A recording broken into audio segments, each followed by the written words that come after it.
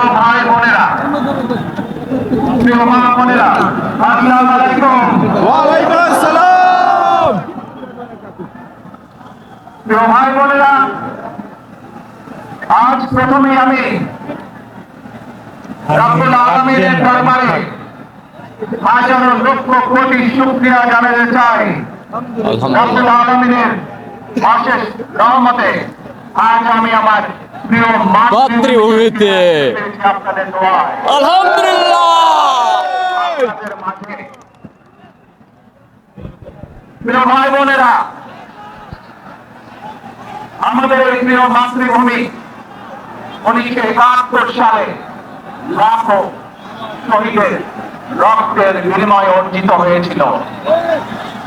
ঠিক একইভাবে 75-এ আবার 7ই নভেম্বর আধিপত্যবাদীদের হাত থেকে রক্ষার জন্য সেদিন সিপাহী জনতা বিপ্লবের মাধ্যমে আধিপত্যবাদের হাত থেকে দেশকে রক্ষা করা হয়েছিল। একইভাবে পরবর্তীতে 90 স্বৈরাচারের বিরুদ্ধে এদেশের জনগণ, এদেশের খেটে খাওয়া মানুষ তাদের গণতান্ত্রিক অধিকারকে ছিনিয়ে এনেছিল। কিন্তু তারপরে ষড়যন্ত্রকারীদের ষড়যন্ত্র ফেলে থাকেনি। আমরা তারপর দেখেছি 2024 সালে 71 সালে দেশের মানুষ যখন স্বাধীনতা গ্রহণ করেছিল, 2024 সালে রাখতে পারবেন একটু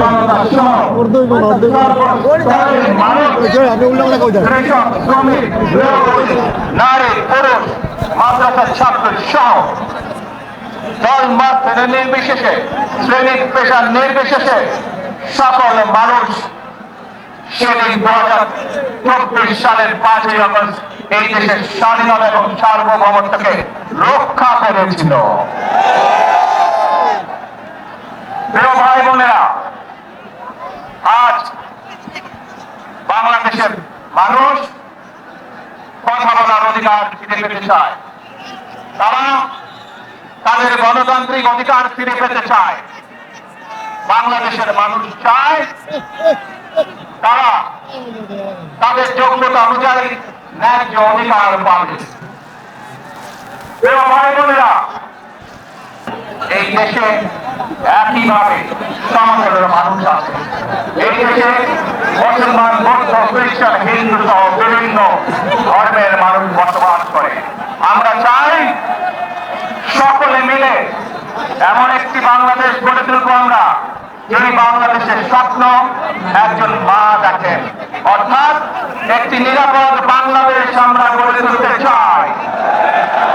যে বাংলাদেশে একজন নারী, একজন পুরুষ, একজন শিশু যেই হোক না কেন নিরাপদে ঘর থেকে বের হয়ে নিরাপদে ইনশাআল্লাহ ঘরে আবার ফিরে আসতে পারে।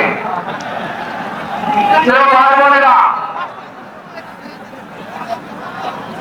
এই দেশের জনসংখ্যার অর্ধেক নারী, 4 কোটির বেশি তরুণ প্রজন্মের সদস্য, 5 কোটির মতো শিশু, 40 লক্ষের মতো মানুষ রয়েছে, কয়েক কোটি কৃষক শ্রমিক রয়েছে। মানুষগুলো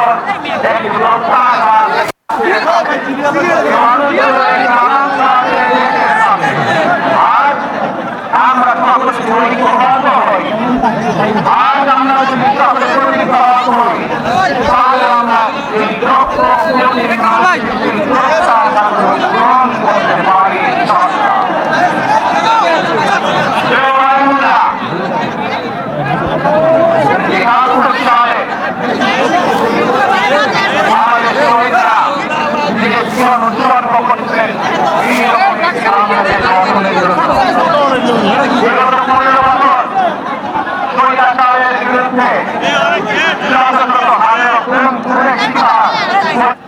চব্বিশের আন্দোলনে যারা শহীদ হয়েছে, ওসমান হাদি সহ 71-এ যারা শহীদ হয়েছে, বিগত স্বৈরাচারের সময় বিভিন্নভাবে খুন গুমের শিকার হয়েছে। এই মানুষগুলোর রক্তের ঋণ যদি শোধ করতে হয়, আসুন আমরা আমাদের সেই প্রত্যাশিত বাংলাদেশ গড়ে তুলব, যেখানে আমরা সকলে মিলে কাজ করব, যেখানে আমরা সকলে মিলে আমাদের প্রত্যাশিত বাংলাদেশকে গড়ে তুলব। প্রিয় ভাই বোনেরা, বিভিন্ন আধিপত্যবাদ শক্তির গুপ্তচরেরা বিভিন্ন ভাবে ষড়যন্ত্রে এখন লিপ্ত হয়েছে। আমাদেরকে ধৈর্যশীল হতে হবে, আমাদেরকে ধৈর্য ধারণ করতে হবে। বিশেষ করে তরুণ প্রজন্মের যে সদস্যরা আছেন, আপনারাই আগামী দিন দেশকে নেতৃত্ব দিবেন, দেশকে গড়ে তুলবেন। এই দায়িত্ব তরুণ প্রজন্মের সদস্যদেরকে আজ গ্রহণ করতে হবে, যাতে করে দেশকে আমরা সুন্দরভাবে গড়ে তুলতে পারি। শক্ত ভিত্তির উপরে গণতান্ত্রিক ভিত্তি, শক্তিশালী অর্থনৈতিক ভিত্তির উপরে যাতে এই দেশকে আমরা গড়ে তুলতে পারি। ভাই বোনেরা, আমার সাথে আজকে এখানে বহু জাতীয় নেতৃবৃন্দ বসে আছেন। আসুন আজকে আমরা দোয়া তুলে আল্লাহ দরবারে দোয়া করি, আল্লাহর রহমত আমরা চাই। যে সকল জাতীয় নেতৃবৃন্দ এই মঞ্চে আছেন, মঞ্চের বাইরে যে সকল জাতীয় নেতৃবৃন্দ আছেন, আমরা সকলে মিলে এই দেশকে নেতৃত্ব দিয়ে আমাদের বাংলাদেশের জনগণের প্রত্যাশিত সেই বাংলাদেশকে আমরা গড়ে তুলতে চাই। আমাদেরকে যে কোনো মূল্যে আমাদেরকে এই দেশের শান্তি শৃঙ্খলা রক্ষা করতে হবে।